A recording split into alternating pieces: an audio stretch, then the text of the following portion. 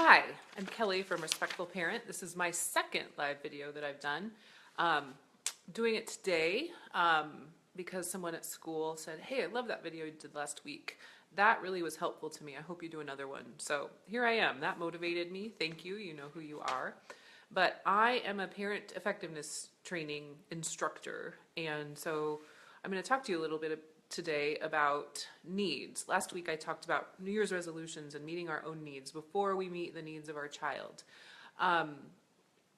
So basically I kind of talked about you can't just power through to be respectful. You can't power through to stop yelling or spanking or whatever it is that your goal is, just to be a better parent if your own needs aren't met. And we talked about Maslow's hierarchy of needs and how if your needs of safety and food and water and sleep and all those things aren't met, you actually can't get to the higher level of respect, which is a level 3-4 need.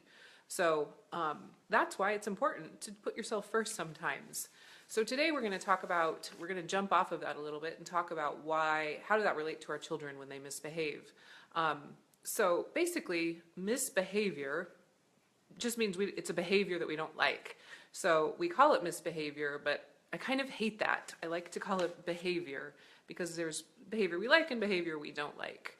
But what is it telling us? It's telling us that our child has a need that they haven't met. So we're thinking about needs in terms of us and putting our own oxygen mask on first. And there's a legitimate reason for that. But what about our children? They clearly have needs too. And Tiffany wrote about those last week.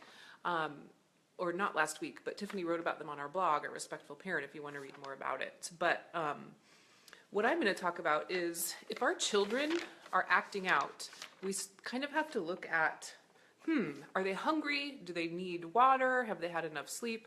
All of those things will disable them from being able to move up this rung here that you can see.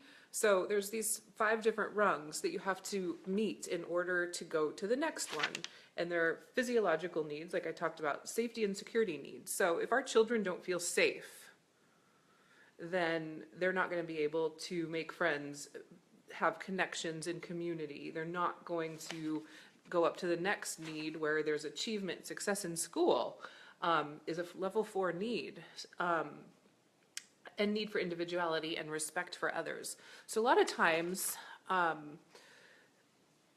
we're not thinking about that. We're trying to get them up to level 4 when we're not addressing what's going on below of what that behavior is a communication of. So I'm going to steal a quote from, I think it was our school principal that said, be curious, not furious, which is valid because a lot of times we try and teach our kids a lesson through punishment.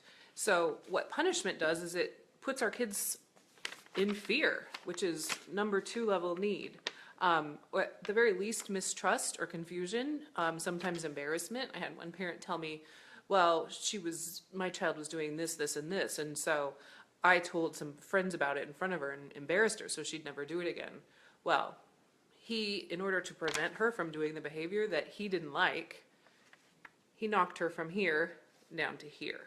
Because now she was embarrassed and didn't feel emotionally safe to be able to do anything. She was frozen. So that's when the fight, flight, or submit kicks in, and they're not capable of the higher level thinking. So implications of that, when we punish, when we spank, when we scream, all of those things that typically indicate where our needs aren't met either, do the opposite of what we want. So we take away the car from our teenager, we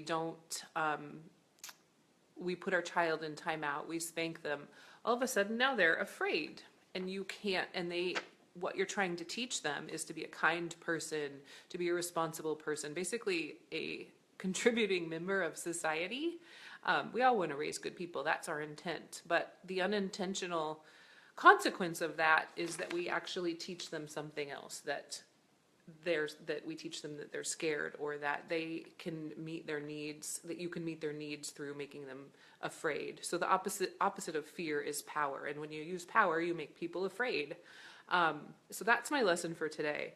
Next time we'll talk about, okay, so what do we do instead? If we can't use power over our children, what do we do? And there are answers to that, good answers. There's lots of different solutions to that problem, but that's not what I'm talking about today. So thank you for joining me. If you want some more questions answered, you can go to our blog at respectfulparent.com, and I will see you next week. Thank you.